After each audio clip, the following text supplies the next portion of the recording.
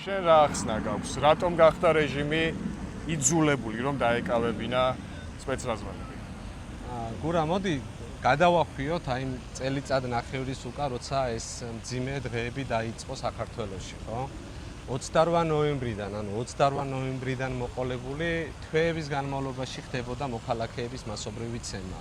პირდაპირ ეთერში, ოღონდ ეს არ ყოფილა ვიღაცის ტელეფონით გადაღებული, ხო, კადრები პირდაპირ ეთერში და ყოველთვის ვიძახდი ამას, რომ მაყურებელმაც რო იცოდეს, რადგან ამ პროცესებს შინაგან საქმეთა სამინისტროში სპეციალური მართვის ცენტრიდან უყურებენ, სადაც არის ეს ეგრეთ წოდებული ტელევიზორები და ლაივ კამერებით, რომელსაც თვითონ შინაგან საქმეთა სამინისტრო და სახელმწიფო უსაფრთხოების სამსახური მართავს. ანუ მინისტრი, მინისტრის მოადგილეები, გადაწყვეტილების მიღები პირები ამ ყველაფერს უყურებენ. ანუ მართვის ოთახია, სადაც ყველა კამერა ჩანს. საიდანაც მართავენ ამ პროცესებს. და რუსთაველზე დამონტაჟებული ყველა კამერიდან, მათ შორის აკუმულირებული არის ერთ ოთახში, საიდანაც უყურებენ ამ პროცესებს. შესაბამისად, შენი კონკრეტული ფაქტიც რომ მოხდა, იმ წუთასვე იცოდა ხელმძღვანელობამ, რომ ეს იყო დანაშაული. და ეს არისო, ანუ ერთი რომ ჟურნალისტი ხარ, ჟურნალისტური საქმიანობა და მეორე მხრივ როგორც აი მოქალაქეს, ხო? ანუ თუ რამე დააშავე შენ და კანონდარღვევა ჩაიდინე, ამისთვის სამართლებრივი მექანიზმები არსებობს, როგორ დაგაკავონ, რა მეთოდებით, როგორ გადაგიყვანონ და ასე შემდეგ. კი ბატონო, თუ იქ მე რამეს ვაშავებდი, უნდა დავეკავებინებ სპეცრაზმოს და წავეყვანე განყოფილებაში, მაგრამ ის მე თავს მესხმის და მე გარბის. იმ დღესვე იცოდა, ეცოდინებოდა ეს და იცოდა ხარაზიშვილმა, ეს იცოდა მინისტრის ყველა მოადგილემ, მისი ვინაობა, თავდამსხმელის ვინაობა, იმიტომ რომ სისტემაში ესეთი რაღაც არ იმალება. კი არ იმალება, როცა ხდება, თვითონ ხელმძღვანელობა აიდენტიფიცირებს ამას, ხელმძღვანელობა ითხოვს, ვინ იყო ამ პროცესში ჩართული. რომ იცოდნენ, მე რა ქმედითი ნაბიჯები გადადგან ამ პიროვნების შესანიღბად, პირობითად, დასაცავად და ასე შემდეგ, რომ მე სივრცე ჩაკეტონ.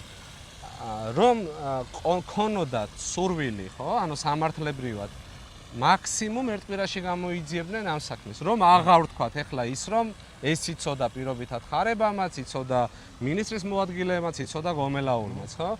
ანუ სამოქმედო გეგმები არის განგრძობითი ხასიათის და ერთი არის მინისტრის გეგმა, მაგრამ ყოველდღიურად ამოცანისთვის ცალკეული გეგმები კეთდება განსაკუთრებულ დავალებათა დეპარტამენტში, სადაც კონკრეტულ ლოკაციაზე კონკრეტული პირადი შემადგენლობის რაოდენობა და პასუხისმგებელი პირები არიან განსაზღვრული. ხო, და სადაც ეს თავდასხმის კონკრეტული ფაქტი მოხდა, ამ შემთხვევაში ჩემზე თავდასხმა იქ რომელი დანაყოფი იყო, იციან. ამ დანაყოფში ვინ იყვნენ წევრები, ყველა მიციან. გადაწყვეტილების მიღები პირი, ანუ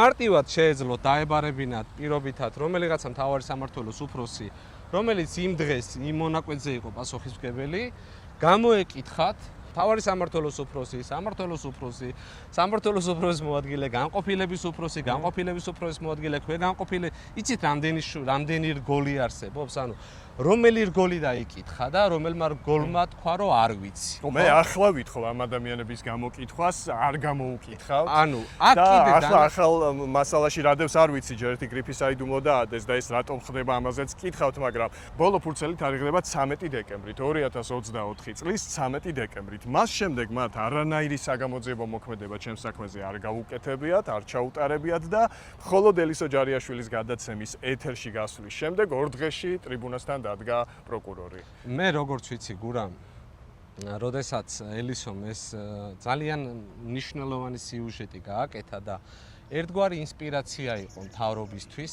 ფიქრობ ამას, რომ ეს გამოძიება, ასე ვთქვათ, ჭყალებში საუცბათევად ჩაეტარებინათ და ეგრეთ წოდებული დამნაშავეები ეპოვათ. ესენი შესაძლოა მართლა იყვნენ დამნაშავეები და მართლა ღებულობდნენ, მაგრამ არა კონკრეტულ შემთხვევაში და არა კონკრეტულად ყველა სხვა დანარჩენი შემთხვევაში. აი კიდევ ერთხელ მინდა, როგორც ჟურნალისტი, ანუ მარტო თქვენ ხო არიყავით, აი თუნდაც მაკაჩი ეხლაძე ავიღოთ, ხო?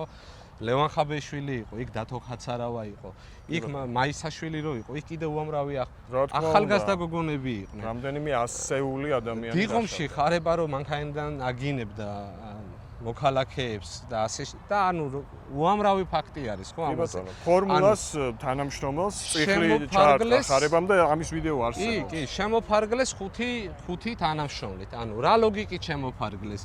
ანუ აქ მნიშვნელოვანი და საინტერესო რა არის, იცით? ანუ რატო დაგრიფეს? მოდი ესე ვთქვათ, ხო? პირველი რო არ გამოვიდეს საზოგადოებისთვის არ გახდეს ცნობილი ვინები არიან ეს პიროვნებები. რო არ მოხდეს ამ პიროვნებების იდენტიფიცირება და ტელევიზიებმა სურათებად არაჩვენოს. მათი უსაფრთხოებისთვის ვაკეთებ არანაირი უსაფრთხოება აქ არ არის, აქ რა არის? იცი ყველაზე მეტად ამ ადამიანებს ზუსტად ამისი ეშინიათ, იმიტომ რომ ეს ადამიანები შენთან მაგრები არიან, როცა ნიღაბი უკეთია. კი ბატონო. თორე როცა ნიღაბი არ უკეთიათ, ეს ადამიანები არიან ჩვეულებრივი ვირთხები. კი ეს მე საკუთარი თვალით ვნახე, როცა ერთ-ერთი სპეციალიზმის სახლში მისამართზე მივედი და მივედი იქ იმისთვის რომ მეკითხა, ნამდვილად შენიყავი თუ არა ჩემზე თავდამსხმელი და დაიმალა სოციალური ქსელიდან ფოტოები, ვიდეოები წაშალა.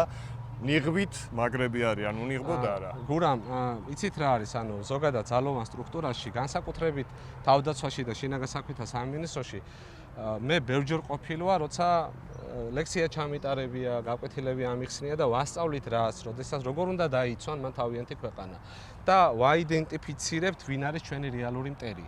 ჩვენი მოქალაქეები, ჩვენი მტრები არასდროს არ ყოფილან და არც არასდროს არ უნდა იყვნენ.